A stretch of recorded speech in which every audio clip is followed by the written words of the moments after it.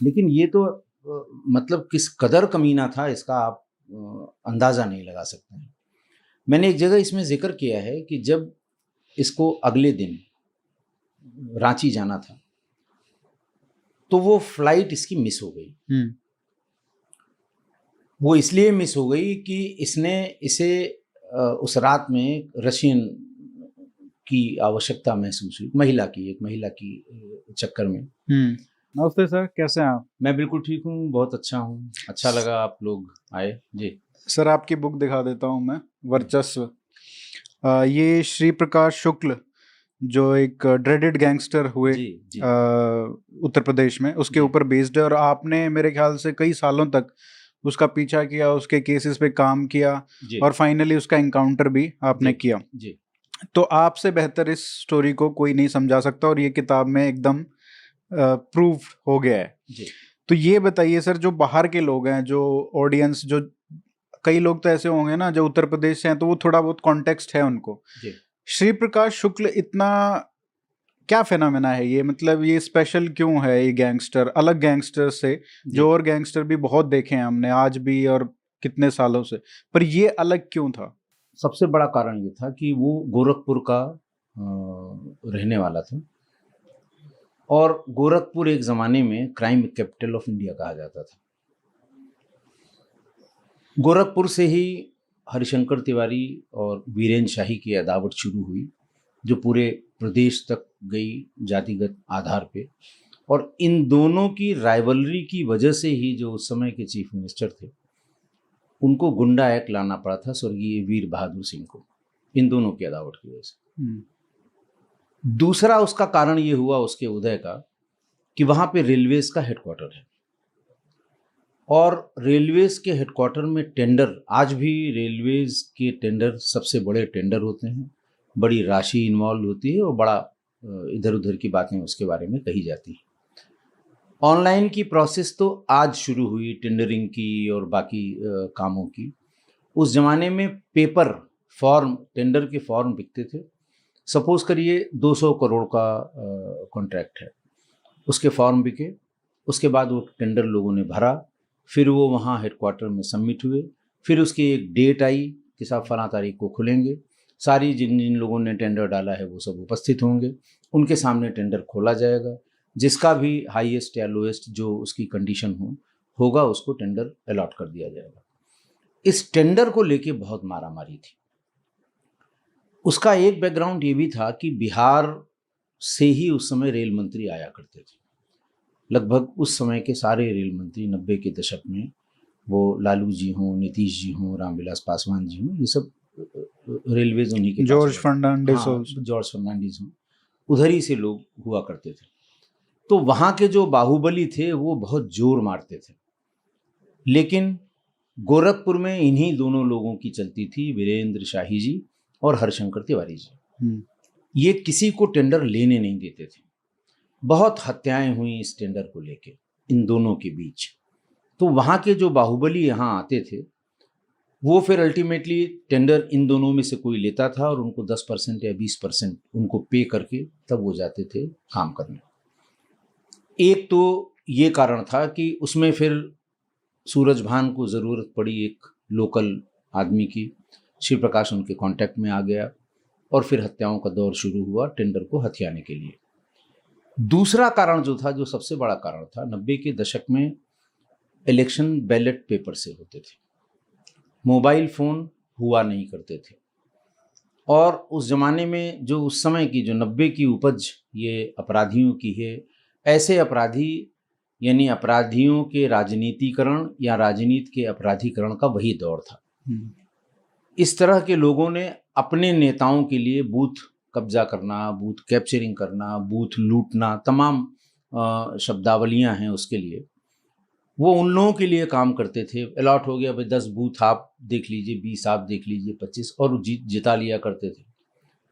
2-3 election जिताने के बाद इनके दिमाग में ये आया कि भाई ये काम तो हम अपने लिए भी कर सकते हैं, हम क्यों दूसरे के लिए करें। सही बात। तो उन्होंने वही काम अपने लोगों को लगा के किया और वो सक्सेसफुल हो गए। It all started from Shahabuddin. Shahabuddin ने भी यही शुरू किया और फिर जैसे होता है ना कि लोग अपना आइडियल मानने लगे, लोग ये कहने लगे कि यही एक तरीका है, यही शॉर्टकट है राजनीति में जाने का, और फिर राजनीति के सारे लाभ अच्छे बुरे जो भी हैं वो लेने का यही तरीका है। वहाँ से ये फिर उत्तर प्रदेश में भी यही हुआ। उस ज़माने के जो मुख्तार अंसारी, अब वो सब शहाबुद्दीन और गाज़ीपुर का जो इलाका है सब कंटिगुअस इलाका है, सिवान और गाज़ीपुर। फिर मुख्तार अंसारी ने ये फिनोमेना किया। फिर वो और आगे खिसका तो वो तत्कालीन इलाहाबाद जो प्रयागराज आप कहते हैं, वहाँ अतीक अशरफ ने यही काम शुरू किया। गोरखपुर में यही काम शुरू किया हरिशंकर तिवारी और वीरेंद्र शाही ने। दोनों ही राजनीति में आए, दोनों ही अलग अलग बड़ी बड़ी पोजीशंस में पहुँचे। तो ये एक पूरा दौर था। तो इनको देख के जो लोग बहुत प्रेरित होते थे कि साहब ये बहुत अच्छा तरीका है, श्री प्रकाश भी उनमें से एक था।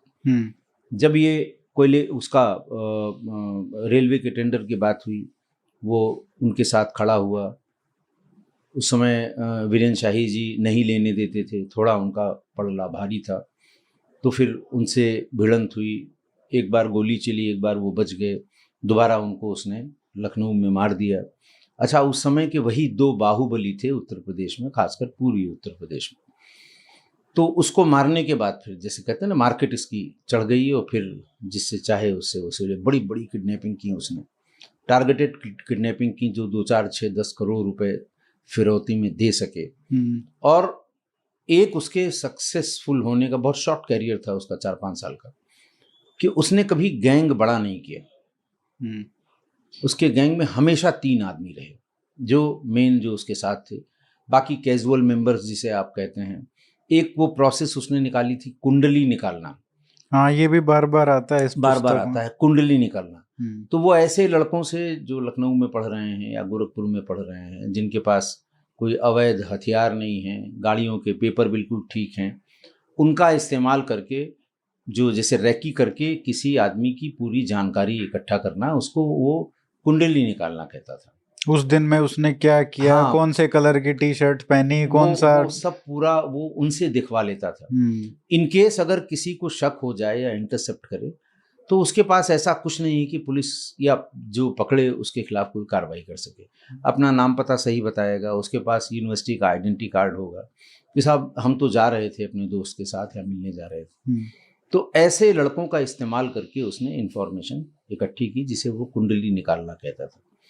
और कभी कभी लड़कों ने मान लिया उतनी मेहनत नहीं की कुंडली निकालने में, तो उनसे नाराजगी भी व्यक्त करता था कि तुम्हारी कुंडली में 9 ग्रह नहीं है, तुमने जो है कम मेहनत की है, 9 ग्रह की कुंडली निकाल के लाओ। और जो अच्छी इंफॉर्मेशन देता था उसको शाबाशी भी देता था, और उसके बदले उनको पैसे दिलवाता था। और बहुत अच्छा अमाउंट, मतलब 10-10 हजार रुपए भी देता था। 10,000 रुपए उस समय के, तो उस समय के 90s के 10,000 रुपए लड़के ने अगर अच्छी इंफॉर्मेशन ला के उसे दी है, तो वो कहता था जाओ फला रेमंड वाले के यहाँ चले जाना, फला मिलेंगे और उनसे कह देना भैया ने भेजा है, वो तुरंत तुमको 10,000 रुपये दे। तो उनके लिए भी दोनों तरफ से फ़ायदा हुआ करता था, और वो उस इंफॉर्मेशन को इमोशनली ब्लैकमेल करने में इस्तेमाल करता था। उसको फ़ोन करता था तो उस आदमी को यकीन हो जाता था कि ये ज़रूर हमारे पीछे पीछे, और कहता था कि जब तुम वहाँ खड़े थे, या जब तुम अपनी दुकान में घुस रहे थे, जब तुम अपने शटर का ताला अपने नौकर से बंद करवा रहे थे, मैं भी वहीं था। तुम्हारी पेन गिर गई थी, तुमने पेन उठाई थी अपनी। तो अगले को तो बिल्कुल यकीन हो जाएगा कि बोले मैंने तुमसे कहा था नहीं दोगे मार दूंगा, मेरा मन तो हुआ तो मैं मार दूंगा। तो इतना सुनने के बाद तो साइकोलॉजिकल वो परेशान हो जाया करता। तो सपोज करिए उसने सोचा चलो बहुत व्यापार में इस तरह की बातें होती हैं, लेकिन अगर घर में जिक्र कर दिया उसने, तो फिर लोग यही कहते थे भैया दे दो। और फिर जब नाम हो गया फिर तो खाली फ़ोन ही काफ़ी था। फ़ोन उसका आया तो लोगों ने जो उसने कहा वो दे दिया। तो ये सब चीज़ें उसने की। इस तरह से वो यूनिक हुआ।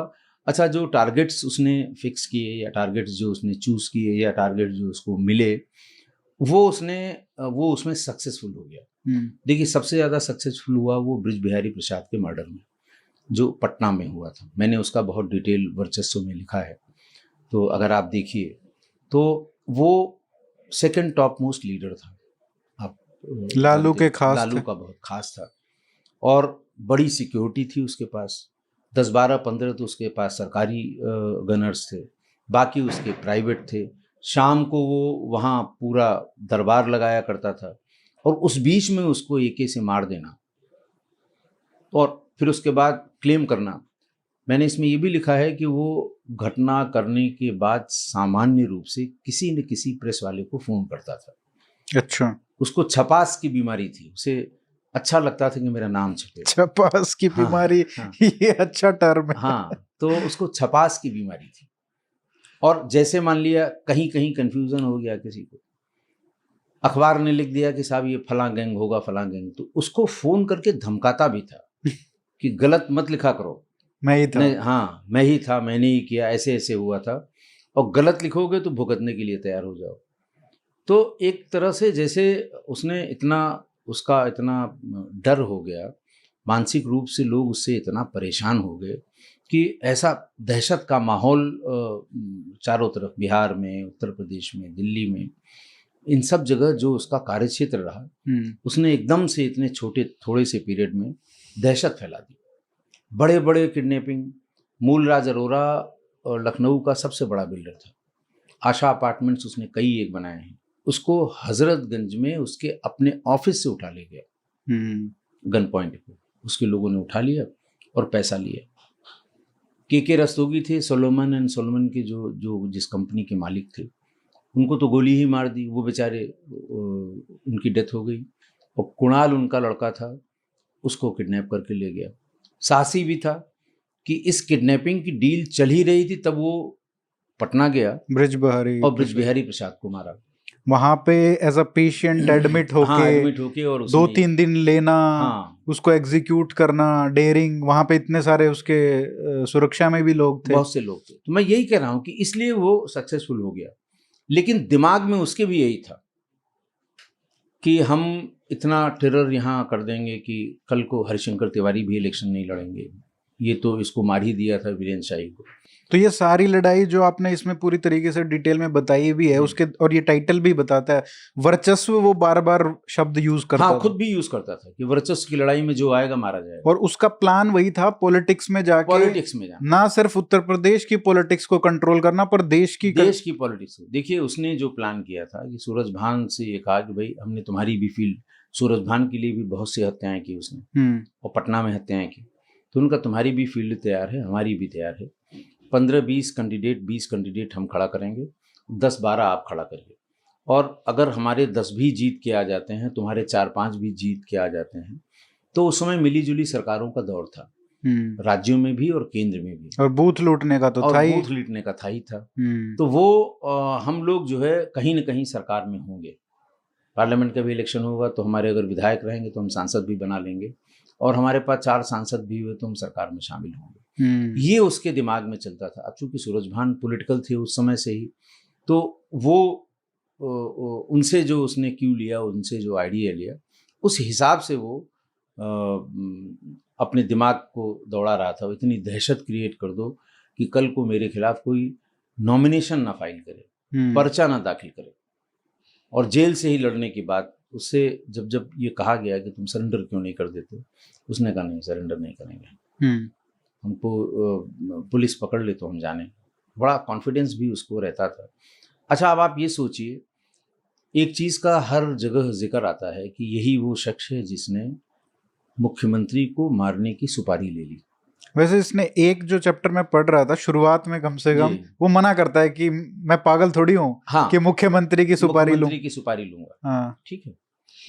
लेकिन ये बात तब जाके खुली। हल्ला देखिए उस समय भी बहुत था कि साहब इसने कल्याण सिंह को मारने की सुपारी ली है, ऐसा किया है, वैसा किया है। और वो उसका कारण क्या था? मतलब उसका कारण ये था कि ब्रह्मदत्त द्विवेदी एक उस समय की बहुत उदयीमान नेता थे, मंत्री थे, जिनके बेटे शायद अब विधायक हैं। हैं। जिनके बेटे अब विधायक हैं, एक्स आर्मी है, बहुत शरीफ आदमी, बहुत भले आदमी हैं। उनकी माँ भी उनकी ब्रह्मदत्त द्विवेदी की पत्नी भी पहले विधायक और मंत्री रही हैं। उनकी हत्या के बाद उनकी हत्या हो गई थी ब्रह्मदत्त द्विवेदी की, और कहा यह जाता है कि वो बहुत नज़दीक थे अटल बिहारी वाजपेयी के, और अटल बिहारी वाजपेयी और तत्कालीन मुख्यमंत्री कल्याण सिंह में कुछ मतभेद थे। हल्ला पॉलिटिकल सर्किल में ये होता था कि इनको हटा के शायद ब्रह्मदत्त द्विवेदी को मुख्यमंत्री बनाया जाएगा। ऐसा उस समय के अखबारों में और चर्चाओं में, जो राजनीतिक गलियारों में चर्चाएं होती हैं, उसमें ये कहा जाता रहा है। इसी बीच उनकी हत्या हो गई। तो एक जो तबका है, एक सेक्शन है प्रेस का भी और पॉलिटिकल लोगों का भी, उनका ये मानना था कि साहब ये हत्या कल्याण सिंह ने कराई, क्योंकि ये आदमी उनके पैरेलल उभर रहा था। लेकिन ऐसा था नहीं। बात तब क्लियर हुई जब अजय राज शर्मा साहब पहले हमारे एडीजी लॉ एंड ऑर्डर थे, जिनके नेतृत्व में एसटीएफ बनाई गई थी, जिनको एसटीएफ के बनाने का जिम्मा दिया गया था और एसटीएफ को ऑर्गेनाइज करके उन्होंने खड़ा किया, जिसमें शुरुआत में 3-4 अधिकारी थे। अरुण कुमार साहब थे, मैं था, सत्येंद्र वीर सिंह साहब थे, ये 4-5 लोग थे। तो अजय राज शर्मा की किताब उनके रिटायरमेंट के बाद आई, बाइटिंग द बुलेट। उसमें उन्होंने इस बात का जिक्र किया कि उनका ट्रांसफ़र लखनऊ से सीतापुर के ट्रेनिंग कॉलेज में हुआ था। एक दिन मुख्यमंत्री जी का फ़ोन गया, बुलाया गया, गए वहाँ पे तो वो लिखते हैं कि मुख्यमंत्री जी बहुत परेशान होकर अपने चैम्बर में टहल रहे थे, बुलाया, बिठाया, और मैंने पूछा कि सर कुछ परेशान से लिखने? बोले हाँ परेशानी है। और तब उन्होंने इसका जिक्र किया कि मेरे मारने की सुपारी एक अपराधी ने ली है और उस अपराधी का नाम ये है। उस अपराधी का किसने सुपारी दी, इन सब का कोई जिक्र उन्होंने नहीं किया और न ही किताब में उन्होंने बताया, और न ही हम लोगों को बहुत ज़्यादा अंदाज ही से सब लोगों ने अंदाज लगाया। लेकिन चूंकि उन्होंने ऐसा नहीं बताया था तो अथॉरिटेटिवली हम या अजय राज शर्मा साहब ये नहीं कह सके कि किसने आखिर दी थी। तो फिर उन्होंने कहा कि तुम अच्छे आदमी तलाश लो, तुम्हें जिस चीज़ की ज़रूरत पड़े, मैं तुमको कल ही सीतापुर से फिर लखनऊ पोस्ट कर रहा हूँ, और लेकिन जल्दी से एक ऐसी यूनिट बनाओ जो सिर्फ श्री प्रकाश शुक्ला पे काम करे। अच्छा। ये और तभी एसटीएफ का जन्म भी हुआ, तभी एसटीएफ बनाई गई। और उस किताब में उन्होंने ये जब कहा तब ये बात वेरीफाई हुई कि ये बात उस समय के मुख्यमंत्री स्वर्गीय कल्याण सिंह जी को बताई गई थी कि उनके मारने की सुपारी श्री प्रकाश शुक्ला ने ली है। बाद में हम लोगों को जो समझ में आया, तो ये एसटीएफ बनाने से पहले की है? ये एसटीएफ बनाने के मतलब इसी के बाद एसटीएफ का गठन हुआ। आपकी पुस्तक में एक जिक्र आता है कि लालजी टंडन कैबिनेट की मीटिंग में बैठे हुए थे जी, और उनको भी धमकी मिली थी, श्री प्रकाश ने दी थी, और उसके बाद वो मिलने गए तो वो टाइम चाहते थे कल्याण सिंह से कि आपसे मिलना है, इसके बारे में बात करने के लिए। तो उन्होंने बोला सबके सामने बोल दो। हाँ। तो उस समय जब उन्होंने बोला कि मेरे को ऐसे धमकी मिली है और इसने बहुत सारे यहाँ पे कांड किए हैं लखनऊ में, तो उन्होंने कहीं ना कहीं, मुझे ऐसा लगा कि आश्चर्य व्यक्त किया कि अच्छा, और सब लोग बैठे हैं, आप हर एक डिस्ट्रिक्ट से हैं, क्या आपकी जगह भी ऐसा ही किया है क्या? तो उस समय मुझे पता नहीं, आप क्लियर कर सकते हैं, मुझे ऐसा लगा कि कल्याण सिंह को पता ही नहीं था नाम श्री प्रकाश शुक्ल नाम का कोई गैंगस्टर भी है। असल में शुरुआत में ये श्री प्रकाश शुक्ल के नाम से जाना ही नहीं जाता था। शुरुआत के सारे ऑपरेशन इसने अशोक सिंह के नाम से किए। ओके। सारे ऑपरेशन इसने अशोक सिंह के नाम से किए, और ये नाम इसको सुझाया था सूरजभान ने कि कभी हमको फ़ोन करते समय या हमारे से रिलेटेड किसी को फ़ोन करते समय अपना नाम मत बताना, नहीं तो पुलिस पीछे पड़ जाएगी। वो अशोक सिंह बताया करता था। तो लखनऊ में भी जितनी रैंसम कॉल या उस समय जो व्यापारियों का उत्पीड़न हुआ था, वो इसी नाम से, अशोक सिंह के नाम इसका खुला था जब एक यहाँ लॉटरी व्यवसायी थे विवेक श्रीवास्तव, सबसे बड़ा लॉटरी व्यवसायी था, मायावती जी की रिजीम थी, लॉटरी उस समय अपने शबाब पे थी, बड़े बड़े लॉटरी हाउसेस खुले हुए थे। तो वो लॉटरी किंग था लखनऊ का, बल्कि उत्तर प्रदेश का, और उससे कुछ हिस्से कहा सुनी हुई और उसने लाटूश रोड पे उसको शाम को सड़क पे 50 गोलियां मारी। ये कब की बात होगी? ये बात वही है 97, हाँ 96-97 की बात है ये। शुरुआत में जो कल्याण सिंह आने से जस्ट पहले की बात। कल्याण सिंह के आने के जस्ट पहले से मायावती की रिजीम थी। तो वो तब ये ढूंढा गया कौन है, बड़ा प्रेशर भी पड़ा कि भाई आखिर कौन है ये अशोक सिंह। तब थोड़ा थोड़ा ये पता लगा कि ये श्री प्रकाश शुक्ला इसका असली नाम है, ये अशोक सिंह के नाम से ऑपरेट करता है। और बात तब बिल्कुल क्लियर हो गई जब वीरेंद्र शाही की हत्या हुई। वीरेंद्र शाही को इसने जब भी बातचीत की होगी तो अपने नाम से बातचीत की थी कि मेरा ये नाम है और तुम ये सब छोड़ दो, हमारे आदमियों को भी टेंडर लेना है, इस तरह की बातें उसने की होंगी, लेकिन उन्होंने भी बहुत ध्यान नहीं दिया इस पर। और जब उनको मारा गया तब ये बिल्कुल खुल के सामने आ गया कि ये नाम इसका शिव प्रकाश शुक्ला है। छोटे मोटे लोकल क्राइम में देखिए, इसने क्राइम जो शुरू किया था वो शुरू किया था उस जमाने में हर घर में ये केबिल हुआ करते थे, बहुत बड़ा धंधा था उस और बहुत बड़ा धंधा था ये। जिस जिस जिले में केबिल का संचालन जिस व्यक्ति के हाथ हुआ करता था, वो आपके चैनल को किस नंबर पे दिखाएगा इसके पैसे लेता था, दिखाएगा भी कि नहीं दिखाएगा इसके पैसे लेता था। तो उसमें भी बहुत मर्डर्स हुए थे। तो उस समय गोरखपुर में जो केबल ऑपरेटर थे, कोई व्यापारी ही था, वो उसने जो कनेक्शन बांटे, अब देखना सब चाहते थे।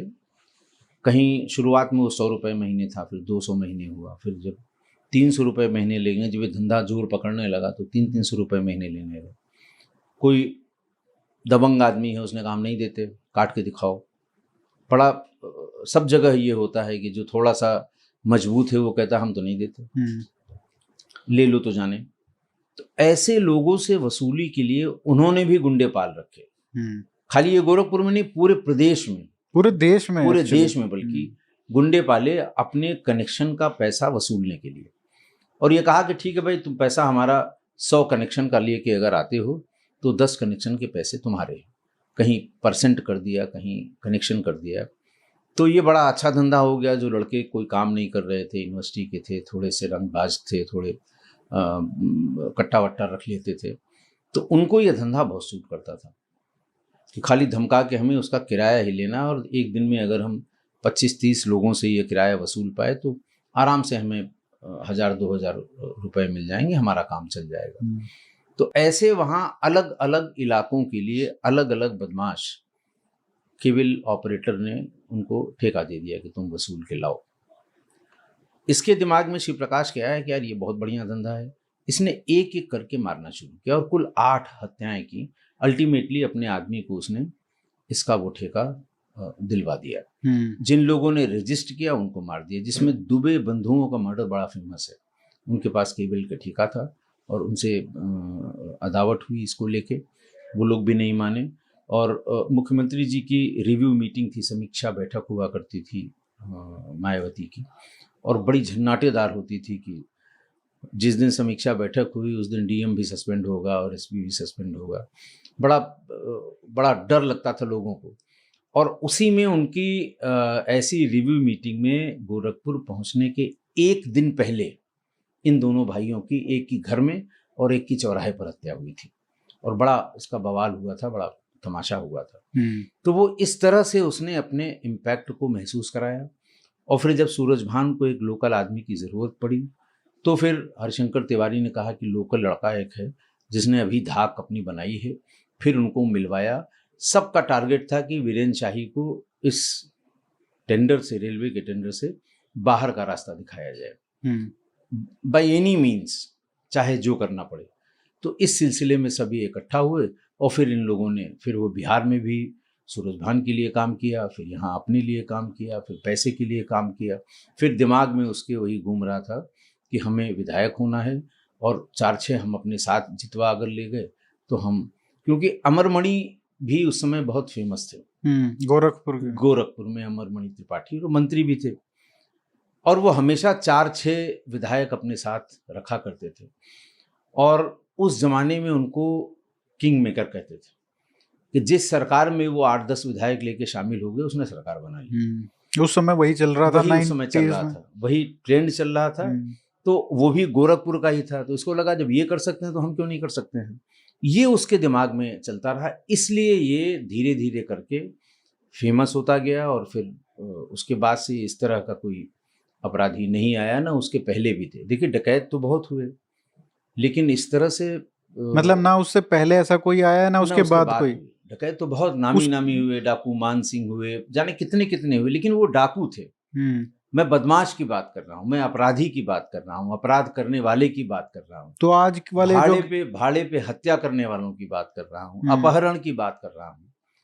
तो ये पहले नहीं थे। क्या वो रूथलेसनेस, नो रिग्रेट्स, उस टाइप की जो मेंटेलिटी थी हाँ, वो उसको खतरनाक बनाती थी? वो उसको खतरनाक बनाती थी। जो मतलब अगर कोई फैमिली का भी है उसका, उसको भी मार देगा अगर मार उसने देगा। इन्फॉर्मेशन दी तो। हाँ, इसने information- उसके कोई इमोशनल कोई कनेक्शन नहीं था। कोई कनेक्शन नहीं था। देखिए, जो काम 1-2 गोली में हो जाता है, उसके लिए 150 गोलियां मारना, 200 गोलियां मारना, तो आपके दिमाग में या सामान्य आदमी के दिमाग में है कि 200 गोली मारने का क्या मतलब है, मर तो वो 2 ही गोली में गया, क्यों 200 गोलियां मारी? तो वो वही है, एक धमक पैदा करना, एक डर पैदा करना, एक भय पैदा करना कि अगले से फिर अगर मैं फ़ोन करूं और कहूं कि पैसा दे दो, तो फिर वो अब की बार सोचे नहीं इसके बारे में कि हमें देना है कि नहीं देना है। ये उसके जो उसका मोडस ऑपरेंडी था, उसने उसको स्पेसिफिक बना दिया। मतलब कुछ ना कुछ, कितना भी आपने तो 70 मेरे ख्याल से एनकाउंटर किए हैं जो जी ऑफिशियली जी हैं, किसी ना किसी में आपने थोड़ी बहुत इंसानियत देखी, पर इस आदमी में कुछ भी नहीं हाँ, था। नहीं, कुछ नहीं है। आप देखिए डकैतों की हिस्ट्री, अगर आप देखिए डकैत पॉपुलर क्यों हुए?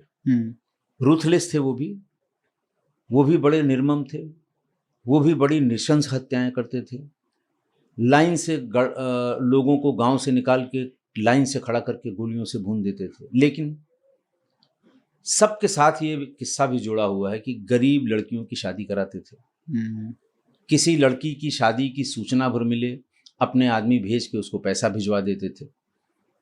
तो अगर एक गांव में किसी एक व्यक्ति को किसी एक डाकू ने, जैसे निर्भय गुजर ले लीजिए आप, निर्भय गुजर से रूथलेस रीसेंट पास्ट में कोई डकैत नहीं हुआ चंबल में, लेकिन उसके साथ भी ये था कि उसे पता लग गया कि साहब ये पहले हमारा कैजुअल मेंबर था, इसकी बेटी की शादी है, तो तुरंत किसी पकड़ से पैसा लिया, 50,000 रुपये उसके यहाँ भिजवा दिया, किसी गरीब के यहाँ। अच्छा, जो पुराने डाकू मान सिंह का जैसे बहुत जिक्र होता है, तमाम चंबल के बड़े डकैतों की बड़ी बड़ी हिस्ट्री है, उन सब के साथ ही किस्से जुड़े हुए हैं कि फलां की मदद कर दी, फलां की मदद कर दी, फलां कुछ ना कुछ रिडीमिंग क्वालिटी किसी में है, रहती है। वो देखिए स्ट्रेटेजिकली रहती है कि इसकी मदद किए रहेंगे तो कल कम से कम ये हमारी मुखबिरी नहीं करेगा, या हमारी मुखबिरी कौन कर रहा है ये हमको बता देगा। कारण उसके पीछे चाहे जो हो, लेकिन वो मदद किया करते थे। इतना निर्मम कोई नहीं था। मुझे नहीं कभी कोई मिला जिसकी इसने मदद की हो। अच्छा। कभी किसी की पैसे से मदद की हो, कभी किसी का इलाज करा दिया हो, वो बहुत नीडी है, उसके घर में किसी की तबीयत खराब है, कभी नहीं, नेवर। पैसा, सिर्फ पैसा, और वही जिसको कहते हैं छपास का रोग, लोग जाने कि मुझसे ज़्यादा पावरफुल कोई नहीं है, किसी दूसरे को पैसा देने का मतलब नहीं है पैसा हमको दें, और जिसने हमको पैसा दे के हमसे सुरक्षा मांग ली है उसको कोई तंग करेगा उसको भी मारेगा। एक जैसे वो कहते हैं ना कि मार्केटिंग की एक जो ट्रिक्स होती हैं, ये उसने अपनी मार्केटिंग की इस ट्रिक से, नेगेटिव मार्केटिंग। हाँ, तो ये इस वजह से वो थोड़े ही समय में इतना सक्सेसफुल हुआ। सर, आपने बुक में जो बहुत अच्छी बात लिखी है कि जो क्रिमिनलाइजेशन ऑफ पॉलिटिक्स हुआ, उसके दो, और उसका जो अंत जो हुआ, कम से कम जो कम हुआ वो चीज़, उसके दो कारण थे। एक तो मोबाइल आ गया और एक ईवीएम आ गया जी। जब आप देखते हैं आज के समय में जो डिमांड हो रही है कि बैलेट को वापस लेके आओ और ईवीएम में तो खराबी है, आजकल के जो बच्चे हैं जिन्होंने बहुत सारा पास्ट का जो हिस्ट्री है वो नहीं देखा है, जी। आप उस जमाने में रहे हो, आपने जिया है उसको, आपके हिसाब से आपको कैसे महसूस होता है जब ये ईवीएम और बैलेट वाली बात होती है? देखिए, मैं अपनी जनरेशन को बहुत सौभाग्यशाली मानता हूँ, अपने को बहुत सौभाग्यशाली मानता हूँ, इसलिए कि मैंने अपनी पुलिसिंग में वो दौर भी देखा है 90 का, और अपनी ही पुलिसिंग में साइबर क्राइम का भी दौर देखा है। हमारी ही इस लेंथ ऑफ सर्विस में जब हम पोल से तार निकाल के और तंबू लगा के और कन्वर्सेशन सुनते थे, जो लैंडलाइन वाले फोन, जब लैंडलाइन वाले फ़ोन, क्योंकि मोबाइल तो था नहीं, वो कन्वर्सेशन सुनते थे। और एक आज है कि आप चैट भी इंटरसेप्ट कर ले रहे हैं, चैट भी रिकवर कर ले रहे हैं, कोई दो लोग मोबाइल से बात कर रहे हैं तो उसको पैरेलल पे सुन भी रहे हैं। ये दोनों दौर देखा और अपनी आँखों के सामने देखा आंखों के सामने उसको गुजरते हुए, रेंगते हुए और ऊपर चढ़ते हुए देखा। जो राजनीति के अपराधीकरण और अपराध के राजनीतिकरण के 80 और 90 के दशक में जो हुआ, आप किसी भी ऐसे अपराधी को जो राजनीति में बहुत ऊपर है इस समय, या ऐसे राजनीतिज्ञ को जिसने अपराध का रास्ता ले लिया या अख्तियार कर लिया, आप उसकी क्रिमिनल हिस्ट्री देखिए। उसकी पूरी क्रिमिनल हिस्ट्री 90 के दशक की होगी, पूरी क्रिमिनल हिस्ट्री। और मोबाइल नहीं था, उसकी वजह से बड़े फायदे थे। देखिए, मुख्तार और अतीक, इन लोगों की अगर आप क्रिमिनल हिस्ट्री देखेंगे, 30-30, 40-40 मुकदमे हत्या के हैं, लेकिन सजा कभी नहीं हुई। अतीक को सजा अभी हुई, 3-4 साल पहले सजा होना शुरू हुई। मुख्तार को अभी सजा होना शुरू हुई। कैरियर इनका 30 साल का है, मुकदमे इनके। अब जैसे अतीक अहमद के बारे में आप ले लीजिए, मैं उसी शहर का रहने वाला हूं। एक इसकी बेल की एप्लीकेशन हाईकोर्ट में पड़ी, जिन जज साहब के सामने पड़ी, उन्होंने उसको रिक्यूज कर दिया, यानी मैं इसे नहीं सुनूंगा। चीफ जस्टिस से कहा किसी और को दे दिया जाए। साहब वो दूसरे को दी गई, उसने भी रिक्यूज कर दिया। ऐसा होते होते 10 जजेस ने इसकी सुनवाई से मना कर दिया। आमतौर पर रिक्यूज वहां किया जाता है कि साहब मेरे रिश्तेदार हैं या मैं इनको रिमोटली जानता हूं, मेरे ऊपर आरोप लगेंगे, इसलिए लिहाजा साहब इसको कर दिया जाए। लेकिन 10 हाईकोर्ट के जजेस तो ऐसा नहीं करेंगे। अल्टीमेटली 11वें ने सुना और उसको जमानत दे दी। तो कोई कारण तो रहा होगा। कारण किसी जज ने नहीं लिखा। ऑनरेबल हाईकोर्ट के किसी भी लॉर्डशिप ने कहीं ये कारण नहीं दिया कि साहब मैं डर गया या मुझे धमकाया गया या उनके आदमियों ने मुझे अप्रोच कर लिया। किसी ने नहीं लिखा। बस ये है कि मैं सुनूंगा नहीं, इसको दूसरे को दे दिया जाए। लेकिन पूरा शहर जानता है, पूरा प्रदेश जानता है कि डर से उन्होंने इस मामले को नहीं सुना। वकीलों की एक फौज थी, हाई कोर्ट में भी, लोअर कोर्ट में भी, और जिसके यहाँ जाती थी वकील उनके पास किसी न किसी माध्यम से मिलते थे और कहते थे कि साहब जमानत कर दीजिएगा। ये लेवल था, मतलब हाँ, ये लेवल था। तो किस लिए? क्योंकि न तो कोई रिकॉर्ड करने वाला था, न कोई लोकेशन बताने वाला था। आज की तारीख में CCTNS में आपकी FIR लिखी जाती है, ठीक, कंप्यूटराइज्ड। आप अभी FIR लिखाएंगे, बढ़िया कंप्यूटराइज्ड FIR की कॉपी मिलेगी, जो उसमें लिखा हुआ है आप उसको पढ़ सकते हैं, आप उसको चेक कर सकते हैं, उसकी प्रोग्रेस भी चेक कर सकते हैं। पहले FIR हाथ से लिखी जाती थी, और जब 15 साल 20 साल बाद मुकदमा ट्रायल पे आता था तो वो लिखने वाले मुंशी की गवाही होती थी। तो अपना लिखा हुआ ही वो नहीं पढ़ पाता था कायदे से कि एक्चुअली मैंने क्या लिखा था उसमें। दूसरा, इंसिडेंट कब हुआ, जनरल डायरी रोक दी गई, इत्मीनान से बाद में उसे लिखा गया, गवाह पूछ पूछ के लिखे गए। गवाह इन लोगों के कभी कोर्ट तक पहुंच नहीं पाए। जो अपराधी राजनीति में आए, 100 हत्याएं करने के बाद भी उनका बाल बांका नहीं हुआ। तो दूसरों के लिए तो यही हुआ साहब भी बहुत अच्छा है, उन्होंने मर्डर किया, उसके जो गवाह थे या तो वो कंप्रोमाइज हुए या फिर वो कोर्ट में जाके होस्टाइल हुए, और अगर वो जिद की कि नहीं तो हम तो साहब देंगे ही देंगे, तो मारे गए। आदमियों से, यानी टारगेट से ज्यादा गवाहों की हत्याएं हुई। ये वो जमाना था।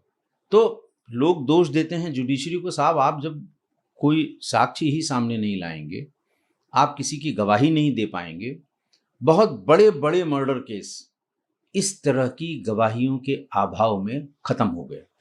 दुनिया जानती है कि साहब ये हत्या हुई है, बिल्कुल, लेकिन अदालत के पास कोई और रास्ता नहीं था उसको छोड़ने का। तो लेकिन अब ऐसा नहीं है। और अब जो ये भारतीय न्याय संहिता और सुरक्षा संहिता आई है, IPC CRPC, जो उसमें अब इसको as a electronic evidence use किया जाएगा। एविडेंस की श्रेणी में आपकी ये CDR, CCTV फुटेज, मेल की स्टैंपिंग, मैसेज की स्टैंपिंग, ये सब एविडेंस में इंक्लूड हो गया। हम लोगों ने शुरुआत में जब STF में इससे CDR से लोकेशन लेनी शुरू की और फिर बहुत सक्सेस मिली। जब तक कि लोग जान पाते 2004 तक, मतलब जहाँ जहाँ मोबाइल फ़ोन का इस्तेमाल हुआ, बहुत बड़े पैमाने पे अपराधियों को पकड़ा भी गया और मारा भी गया।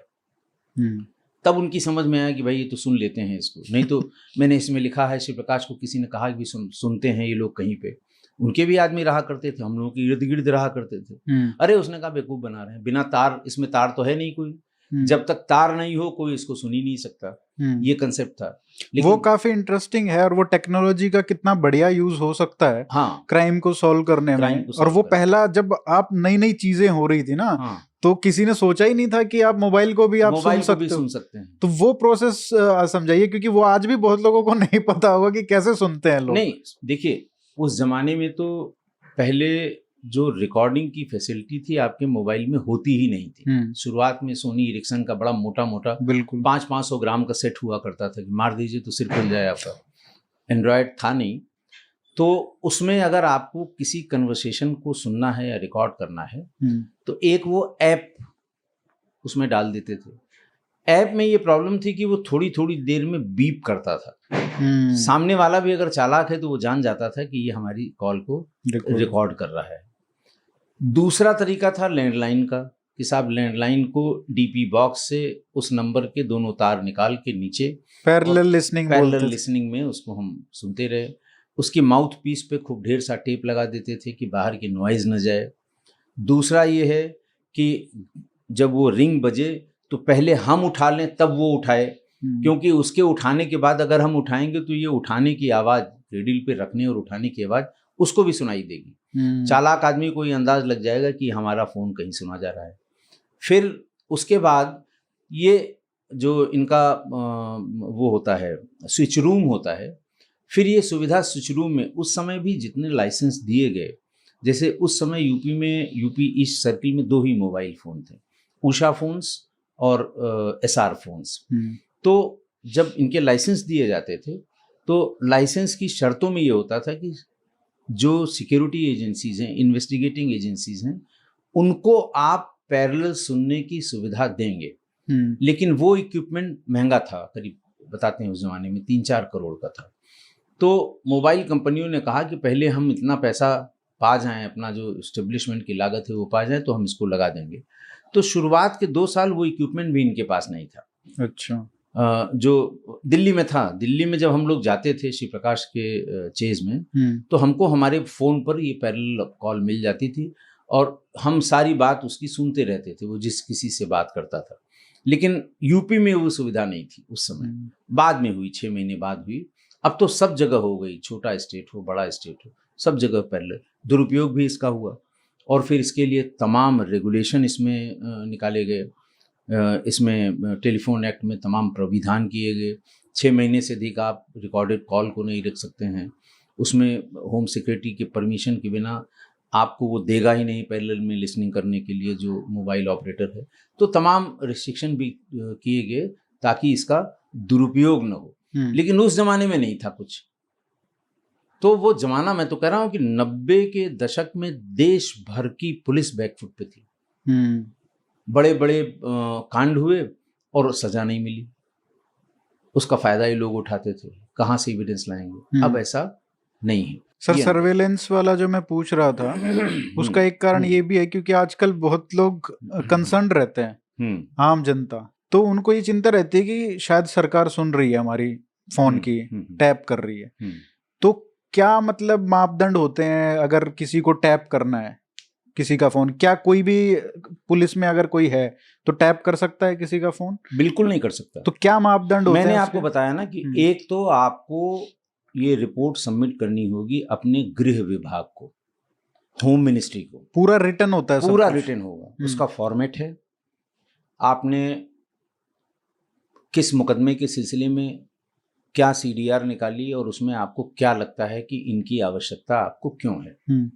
किसी गैंग मेंबर से संबंधित हैं, किसी गैंग से संबंधित हैं, किसी बड़े अपराध में सम्मिलित हैं, और ये सम्मिलित हैं या इनसे सम्मिलित होने वालों को पकड़ा जा सकता है, इसके क्या सूत्र क्या है, मतलब उसकी कनेक्टिविटी क्या है, ये सब चीज़ें आप लिख के देंगे।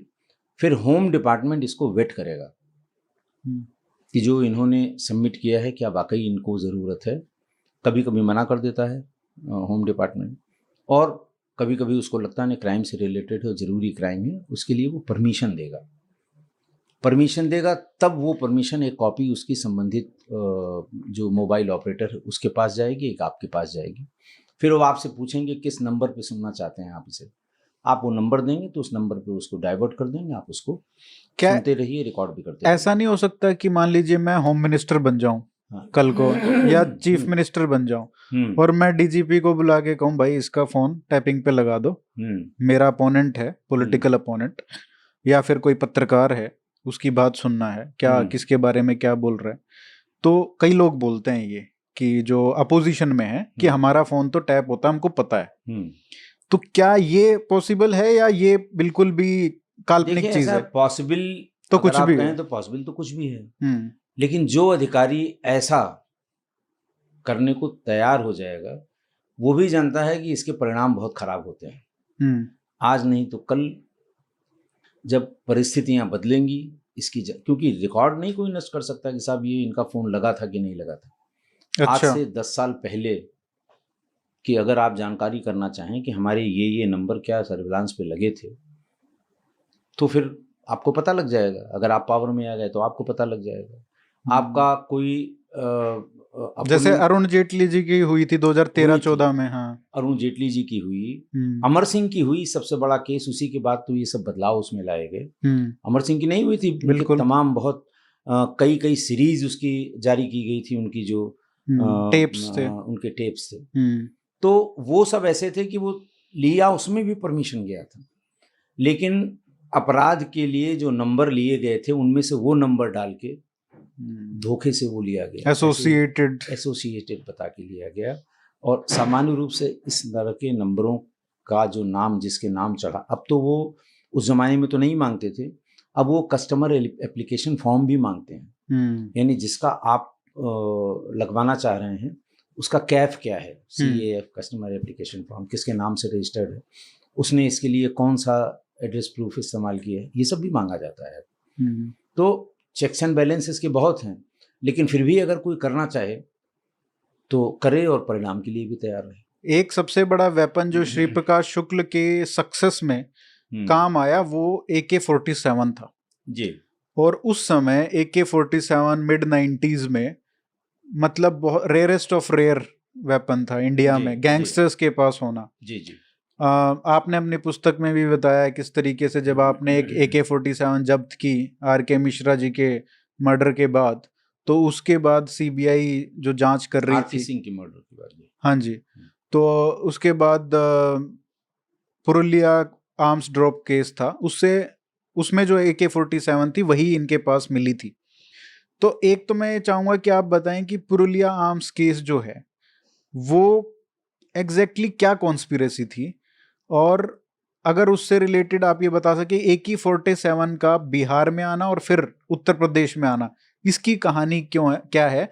क्योंकि वो एक बहुत बड़ा फैक्टर है कि उसको सक्सेस मिली और वो पुलिस भी उसको पकड़ नहीं पाती थी, या शायद मुठभेड़ में भी वो भारी पड़ता था क्योंकि पुलिस के पास भी उतने सोफिस्टिकेटेड वेपन्स नहीं थे उस समय। देखिए, पुरुलिया आर्म्स ड्रॉप केस बड़ा फेमस केस है।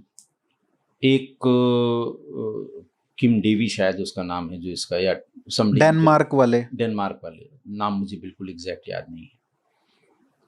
तो ये एक प्लेन में ढेर सारे शस्त्र अस्त्र, जिसमें ग्रेनेड भी थे, AK-47 भी थी, रिवॉल्वर भी थी, एक उन्होंने उस पर प्लेन में उसको लाद लिया। उसको आनंद मार्ग के हेडक्वार्टर, बड़ा भारी कैंपस था वेस्ट बंगाल में, वहाँ उसको गिराना था। अब ये क्यों हुआ, कैसे, CBI ने बहुत डिटेल में इसमें विवेचना की, बहुत लंबी विवेचना की, और गिराते समय वो जगह गलत हो गई। वो उसके 4 से 10 किलोमीटर इधर उधर जंगलों में गिर पड़ी। जब वो उसके एमुनिशन के पैकेट्स और AK-47 हथियार गिरे तो वहाँ के रहने वाले लोकल लोगों के हाथ लग गए, हल्ला मचा। तमाम उस समय के अखबार, ये 80s की बात होगी, अखबार सुर्खियों में आया कि साहब आनंद मार्ग के लिए ये सप्लाई किए गए थे। उनका झगड़ा ये इन लोगों से था, लेफ्ट विंग वालों से था, और बहुत ज़्यादा झगड़ा था उस समय आनंद मार्गीज का और लेफ्टिस्ट का, कि साहब वो हथियार उनके लिए आए थे, फलां जगह से आए थे, तमाम किंवदंतियाँ भी चली इसमें। तो तमाम ऐसी AK-47 वहाँ लोकल लोगों के हाथ लग गई। AK-47 के बारे में लोग जानते भी थे, क्रेज भी बहुत था। तो लिहाजा जो बाहुबली थे उन्होंने आदमी अपने भेजे, ढूंढो जरा किसके किसके पास है। जो कमजोर मिल गया उसको तो थप्पड़ मार के छीन लिया उससे, जो थोड़ा मजबूत मिला उससे उन्होंने पैसा दे के ले लिया। और उस समय के जितने बाहुबली थे सबके पास AK-47 आ गई बिहार में। और किसी को उसकी कीमत का पता नहीं था, उसने 5,000 में बेच दिया, किसी ने 10,000 में बेच दिया। बहरहाल ये बिल्कुल वहाँ जिसको कहते हैं कि प्रसाद की तरह ये बट गया, पूरा सबके पास आ गया। ये पुरुलिया आर्म्स ड्रॉप का AK-47 है। ये हम लोगों को सबसे पहले पता लगा आनंद पांडे के एनकाउंटर में। आनंद पांडे का एनकाउंटर जो दिल्ली में हुआ था उसमें AK-47 उसके पास से बरामद हुई, और इत्तेफाक से उसका कुछ नंबर भी, प्रेस तो हर जगह रहती थी, इलेक्ट्रॉनिक मीडिया उतना जोर नहीं था उसका, और न ही ये आपके मोबाइल वाले जितने हैं, एंड्रॉयड था ही नहीं शायद, तो इनका भी कोई बहुत जोर नहीं था। अखबार खूब बहुत जोर पे थे। तो एक दिन वो थाने पर आ गए लोकनाथ बेहरा साहब, वो इन्वेस्टिगेट कर रहे थे पुरुलिया आर्म्स ड्रॉप केस को, और ही वॉज SP CBI और DIG CBI। ढूंढते ढूंढते वहाँ पहुँचे, हम लोग भी, सब लोग थे। उन्होंने कहा भाई मैं AK-47 देखना चाहता हूँ, अगर सील ना हुई हो तो मैं देख लूँ। तो सील होने की प्रोसेस में थी, देखा उन्होंने, उसका नंबर दिया, तो उनका साहब ये पुरुलिया आर्म्स ड्रॉप की सीरीज वाला आर्म है। और पहली बार उन्होंने ये पूछा कि साहब ये क्या इन गैंगस्टर्स का जो ये मारा गया है इसका बिहार से कोई कनेक्शन है? तब तक आपको अंदाजा नहीं था? नहीं, तब तक हम लोगों को अंदाजा नहीं था कि AK-47 कहाँ से आई है। अब AK-47 वहाँ इस्तेमाल हुई थी इसके पहले, ये तो जानकारी थी, लेकिन वो कहाँ से आई ये हम लोगों को जानकारी नहीं थी। और जिन लोगों को नहीं पता है, आनंद पांडे पहले श्री प्रकाश शुक्ल के साथ ही सारा काम करता था। बाद में उसकी बहन के साथ इसने कुछ ऐसा किया था कि ये छोड़ के अलग हो गया, और इन लोगों का समझौता सूरज भान ने कराया था, और इनके जितने कंबाइन आर्म्स एमुनिशन थे वो बांटे थे, आनंद पांडे को अलग और श्री प्रकाश शुक्ला को अलग। तो हम लोगों को अब अंदाज़ा, उसके बाद अंदाज़ा लगा कि वो जितनी AK-47, जैसे यहाँ पर AK-47 बरामद हुई थी जब RK सिंह मारे गए थे, वो भी पुरुलिया ड्रॉप की थी, और भी जो उसके बाद बरामद हुई वो सब पुरुलिया ड्रॉप के वेपन थे जो बिहार से आए थे। सबसे इम्पोर्टेंट जो चीज़ है इस गैंगस्टर का, आपने जो चरित्र दिखाया है, बहुत लोग जिस डिटेल में दिखाया है, मतलब वो बात करना बहुत जरूरी है, क्योंकि जब हम गैंगस्टर की बात करते हैं, हम बोलते हैं कि ये निडर था और ये बहुत रूथलेस था, तो कहीं ना कहीं वो थोड़ा सा ग्लैमराइज्ड वर्जन आ जाता है। तो मैं चाहूंगा कि वो थोड़ा आप इसका ये जो करेक्टर वाला पार्ट है उस पर थोड़ा डिस्कस करें। देखिए, मैंने, आप बार बार ये कह रहे हैं कि जैसा आपने दिखाया, मैंने मतलब जो है, कुछ नहीं, जो है, जो देखा मैंने, जो महसूस किया बहुत लंबे समय तक, हम ही ने नहीं, कोई मैं ऐसा नहीं था मेरी टीम में, मैं अकेला था, पूरी टीम ने, हमारे सीनियर्स ने, हमारे जूनियर्स ने, हमारे इंस्पेक्टर्स ने, हेड कांस्टेबल्स ने, सब इंस्पेक्टर्स ने, हम लोग इसको हमेशा डिस्कस करते थे कि कितना कमीना आदमी है। हम लोग इसके लिए उसका वर्ड कमीना, देखिए मैं फिर बराबर कहता हूँ कि डकैतों का तो फिर भी कुछ चरित्र हुआ करता था, जैसा हमें, हम लोग तो उस ज़माने में नहीं थे, लेकिन जैसा हमें साहित्य में, उस ज़माने के पुलिस अधिकारियों में, इनसे जो सुनने को मिलता है। लेकिन ये तो मतलब किस कदर कमीना था इसका आप अंदाज़ा नहीं लगा सकते हैं। मैंने एक जगह इसमें जिक्र किया है कि जब इसको अगले दिन रांची जाना था तो वो फ्लाइट इसकी मिस हो गई। वो इसलिए मिस हो गई कि इसने इसे उस रात में रशियन की आवश्यकता महसूस हुई, एक महिला की चक्कर में, और किसी से बात की, और फिर यही यही लोग उसको सुधीर और ये गए, उस लड़की ने जो जगह दी होगी या जो उसको भेजने वाले हैं वहाँ से ले आए और इसके कमरे में उसको भीतर कर दिया गया। और फिर देर हो गई, बहुत भोर में शायद उसको ये लोग दोनों उसके बाकी के जो गैंग मेंबर्स थे वो उसको लड़की को वापस उसकी जगह पे छोड़ के आए। फिर उसके बाद ये सो गया और दोनों ये दरवाज़ा पीटते रहे लेकिन नहीं उठा और फाइनली वो फ्लाइट मिस हो गई। और वो फ्लाइट मिस हुई, वो हमारे लिए बहुत अच्छा हुआ क्योंकि हम पहले पे सुनते रहे कि वो फ्लाइट मिस हो गई। फिर किस दिन का उसको उसने चेंज कराने की कोशिश की, चेंज नहीं हुआ। तो फिर किस तारीख का उसने टिकट लिया, उसके बाद उसको कहाँ जाना था, और उसी प्रोसेस के दरमियान हम लोग उससे हम लोगों का एनकाउंटर हुआ। तो इस मामले में ये बहुत ही गंदा था।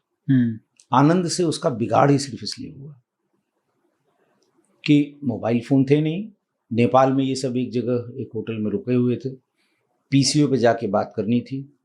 ये गया पीसीओ पर और आनंद की बहन से बात किया। इत्तेफाक से इसको भी कहीं बात करनी होगी। वो ज़माना ऐसा था कि जब आप पीसीओ पे जाइए तो पीसीओ वाला नंबर ज़रूर नोट करता था कि आपने किस नंबर पे बात की है और कितने मिनट बात की है, उसका पैसा कितना हुआ। और पीसीओ थे बाकी, और चौराहे चौराहे गली कूचों में पीसीओ लगे हुए थे। वही बातचीत का जरिया था। लैंडलाइन फ़ोन थे, मोबाइल उस ज़माने में थे नहीं। इत्तेफाक से 2-3-4 घंटे बाद आनंद को भी किसी से बात करने की ज़रूरत महसूस हुई और इत्तेफाक ये कि उसी पीसीओ पर पहुंच गया। तो रजिस्टर पे जब वो जो नंबर नोट कर रहा था किस नंबर से बात की गई, तो इसकी निगाह पड़ी लैंडलाइन नंबर की अपने घर के। तो उसने पूछा कि भाई ये कौन कर गया है। जो हुलिया उसने बताया तो इसकी समझ में आ गया कि श्री प्रकाश जी। उस दिन से जब वो टेलीफोन करने के लिए निकलता था होटल से तो ये पीछा कर लेता था और फाइनली उसको पता लग गया कि मेरी बहन के चक्कर में है ये, और फिर वहीं से वो भाग के चला आया। फिर सूरज भान ने मध्यस्थता की और फिर दोनों अलग अलग हो गए। फिर यहाँ लखनऊ में जो किराए का मकान उसने लिया, जो उसका बहुत लेविश मकान लिया, ज़्यादा किराए का मकान लिया, तो मकान मालिक ने कहा कि सब हम फैमिली को देते हैं, हम आपको मतलब खाली लोगों को वैसे नहीं दे पाएंगे। उनका नहीं, साहब हम फैमिली के साथ रहेंगे। उसका भी मैंने जिक्र किया है, कानपुर की एक लड़की है, नाम लेना तो उचित नहीं है, इसमें है मैंने नाम भी दिया है। तो उसको बुलवाया, वो एक कॉल गर्ल थी, उसको बुलवाया और अब करीब 1 महीने तक अपने साथ रखा। लाल बत्ती उसके एम्बेसडर में लगी रहती थी, उसको लेके घुमाने भी जाता था। और फिर जब उसे कोई क्राइम करना होता था तो उसको कानपुर उसके घर पे, बर्रा की शायद रहने वाली थी, उसको छोड़ दिया करता था। उसका भी नाम का उल्लेख मैंने इसमें किया है। बहुत दिन तक हम लोगों ने उसको भी ट्रैक किया कि शायद मिलने आए तो हम लोगों को मिल जाए। हम लोग हर पॉसिबल जगह पे उसको ट्रैक करते थे। तो उसके साथ उसने यही किया। कहने का आशय ये कि वो छोड़ा नहीं किसी को उसने। ये बहुत बड़ी कमजोरी थी और बहुत कमीनी हरकत करने वाला वो अपराधी था।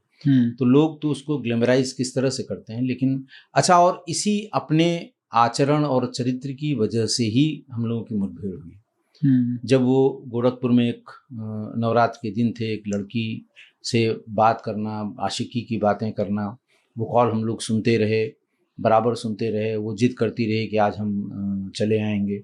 उसको इसने बताया था कि मैं जयपुर में हूँ, उसने कहा मैं जयपुर रेलवे स्टेशन पे तब तक खड़ी रहूँगी जब तक तुम आ नहीं जाओगी, इस तरह की बातें। तो वो उसका ज़्यादा समय इन सब में, इन कमीनी हरकतों में रहा है, जबकि पुराने बदमाशों का और पुराने डकैतों का, पुराने बहुत जो इस्टेब्लिश्ड इतिहास में जो आप पढ़ेंगे इस तरह के बड़े अपराधियों को, तो उनका अपना एक वो हुआ करता था। तो ग्लैमर वही आपने जो बताया ना कि इधर से गोली मारी, उधर से गोली मारी, और यूथ ने देखा कि भाई इससे तो डेयरिंग कोई है नहीं, लेकिन उसके इस पक्ष को लोग नहीं जानते थे। और ये देखे कि किस तरीके से स्कूलों के बाहर जब बच्चों के जाने का समय होता था, जो छोटे बच्चे जाते थे स्कूलों में, उनके बाहर खड़ा हो जाता था सुबह सुबह, और जो माएँ छोड़ने आती थी बच्चों को, उनको ताड़ने के लिए खड़ा रहता था सुबह स्कूलों के बाहर, अलग अलग स्कूलों के बाहर। और आप लोगों को लगता था कि ये कोई किडनैपिंग करने के लिए, किसी बच्चे का किडनैपिंग करने के लिए शायद ये आ रहा है। आ रहा है। मैंने इसमें बहुत उसका स्पष्ट उल्लेख किया है। और उसके साथ उस समय और भी जो लोग थे जिनसे हम लोगों ने बाद में इंटरोगेट किया कि भाई ये स्कूलों के बाहर ये किसकी किडनैप, उसने कहा सब कहीं नहीं। ये कहता था कि लड़की की जब शादी हो जाए और बच्चे हो जाएं तो उसको ये लगता है कि अब मैं शादीशुदा हूँ, मुझे कोई देखेगा नहीं। वो और बन ठन के और उस तरह से आती है, ज़्यादा शो ऑफ करती है, और वो सबसे आसान शिकार हुआ करता था। ये वर्ड इस्तेमाल करता था वो। मैंने इसमें उसका बड़ा स्पष्ट उल्लेख किया है। तो वो कोशिश ये करता था कि इस तरह की, जिसका पहला इशू है, मान लिया वो प्ले स्कूल में 3 साल का होगा या 4 साल का, तो बच्चे के फादर कहीं नौकरी कर रहे होंगे या बिजनेस में जाते हैं, तो छोड़ने के लिए तो हो सकता है फादर जाते हैं, लेकिन लेने के लिए ज़्यादातर मदर्स जाती हैं, माएँ जाती हैं। तो ये उनको ताड़ा करता था, और उसके पीछे की फिलॉसफी उसकी ये थी। इसके साथ के लोगों ने पूछा कि भाई ये तुम क्या तमाशा मचाए हो, शादीशुदा बाल बच्चेदार महिलाएं हैं, तो उनको ये बताया करता था। तो ये बहुत ही उसकी पूरे कैरेक्टर का सबसे घिनौना पक्ष था, और बहुत ही घिनौनी हरकतें थी उसकी इस तरह की। सर, ये जो STF थी उसके आप फाउंडिंग मेंबर रहे, जो स्पेशल टास्क फोर्स जो आज बहुत न्यूज में रहती है, और एंटी टेरर स्क्वाड जो बना, उसमें भी आप फाउंडिंग मेंबर रहे। तो ये बताइए सर कि STF का जो मॉडल है वो क्या न्यूयॉर्क पुलिस डिपार्टमेंट NYPD पे बेस्ड है, और उसका आइडिया कहाँ से आया, उस पर थोड़ा प्रकाश डालिए। राजीव रतन शाह साहब उस समय प्रिंसिपल सेक्रेटरी होम थे, और अजय राज शर्मा साहब, जैसा मैंने आपको बताया, ADG थे। राजीव रतन शाह साहब के फैमिली मेंबर थे के रस्तोगी, जो सोलमन एंड सोलमन के मालिक थे।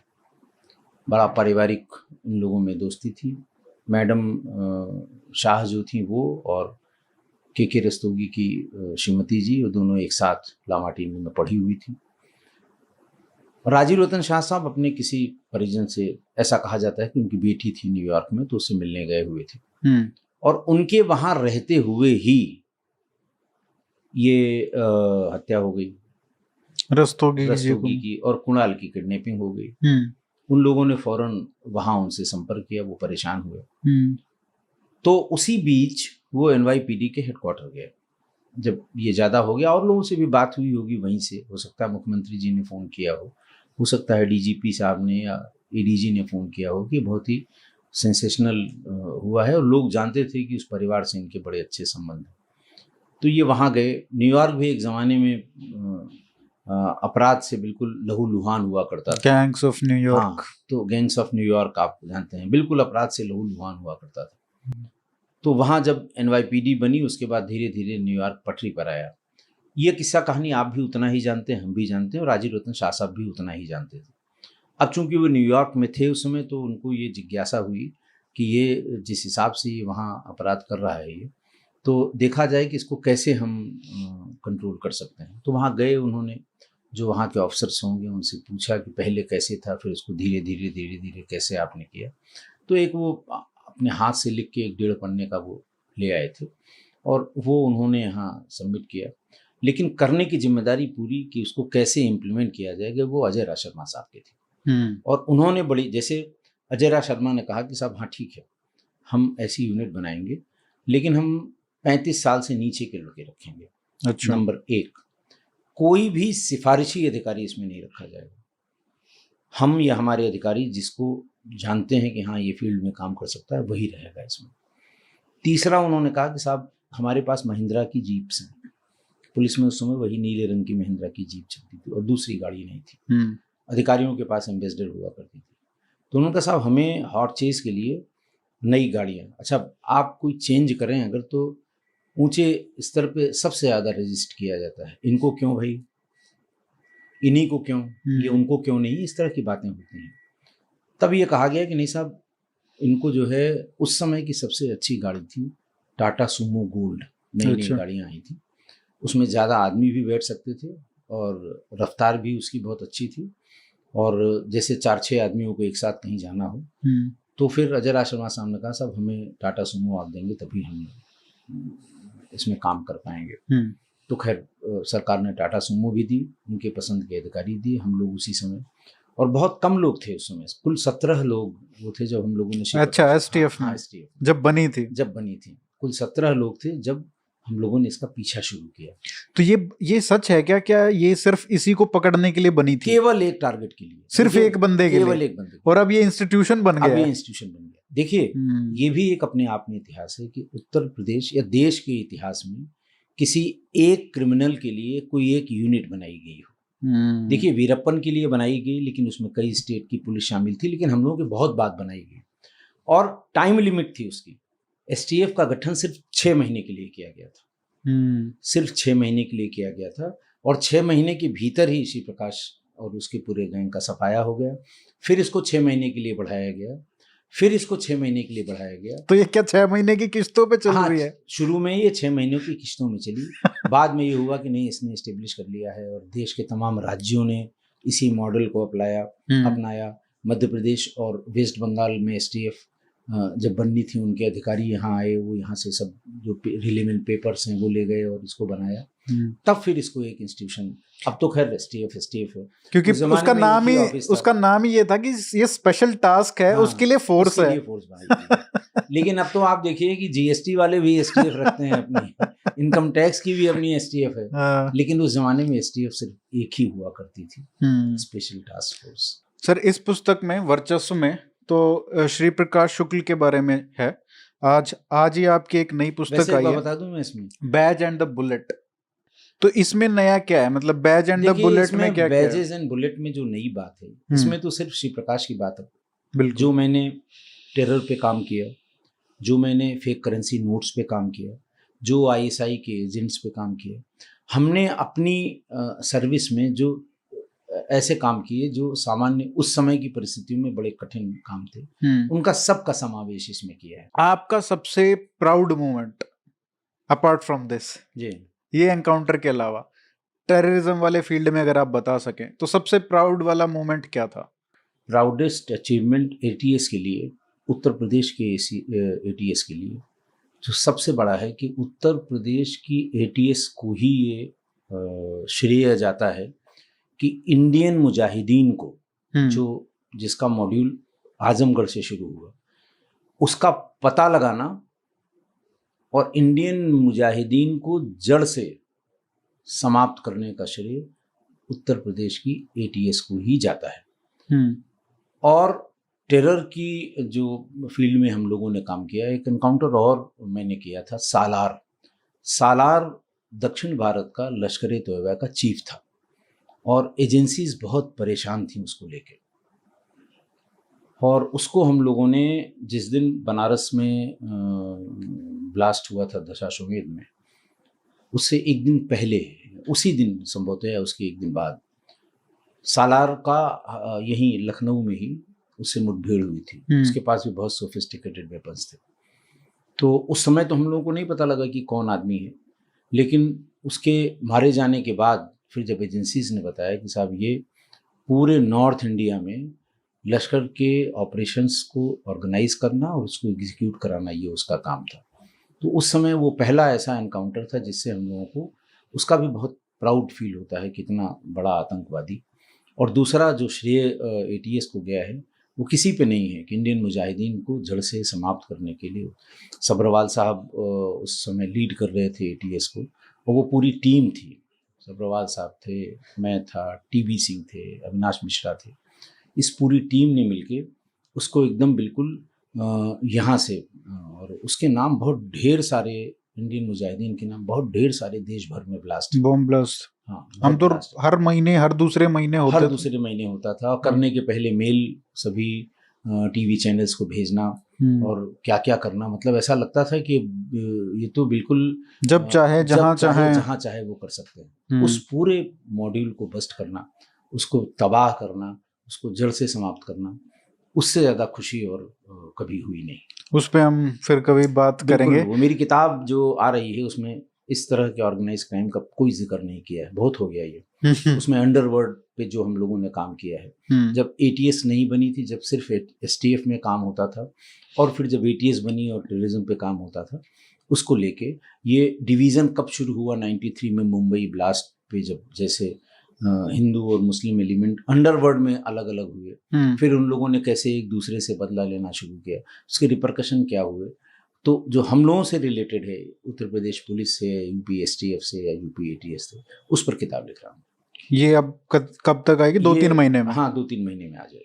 आपने दाऊद और छोटा राजन इनके साथ सब पे उसमें भी वो भी इन्वॉल्व? हाँ, उसमें सबका वर्ड। अच्छा, आपने एज इन सर्विस आल्सो आपने डील किया इन लोगों? जी, सब डील किया है। एसटीएफ में तो सब डील हुआ ना। इनके भाई बिना यूपी के कौन सा ऑपरेशन वो लोग करते। नाम तो उनका दाऊद का और वही था, उसके बाद फिर बबलू श्रीवास्तव जो एलिमेंट था वो यूपी का था, नेपाल से ये लोग ऑपरेट करते थे। फिर जब इनमें डिवीज़न हुआ तो बहुत ढेर सारे, अब जैसे गुलशन कुमार की हत्या जिसने की थी वो यहीं लखनऊ का लड़का था, बाद में इसकी 5 पीसेज में बॉडी मिली नेपाल के पास। इस तरह से बहुत ढेर सारे जो अपराध हुए थे, जो सीरीज वाले अपराध थे। तो ये बेसिकली क्या हुआ कि जो यहाँ पे क्राइम था जी, जो आपने बताया भी 80s 90s में शुरू हो गया था, जी, और जो अंडरवर्ल्ड था मुंबई का, उनका मिलन हो गया। देखिए, अबू सलेम यहीं का रहने वाला है। जब हम लोगों ने शुरू किया था तो अबू सलेम का एक भाई था, अबू जैश, वो यहीं लखनऊ में उसके पूरे गैंग को ऑपरेट करता था। लेकिन अब वही है ना कि डिस्ट्रिक्ट पुलिस के पास 1000 काम होते हैं, उसको रोज एक प्रायोरिटी अलग चेंज हो जाती है।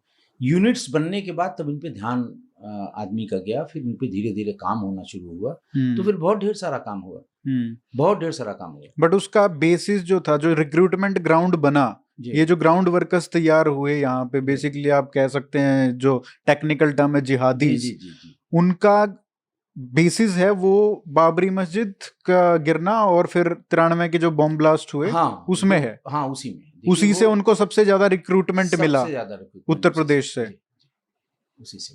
तो उसी समय वो एक्टिविटी भी शुरू हुई, तभी यूपी पुलिस के या एसटीएफ और एटीएस की जानकारी में आई, तब हम लोगों ने उस पर काम करना शुरू।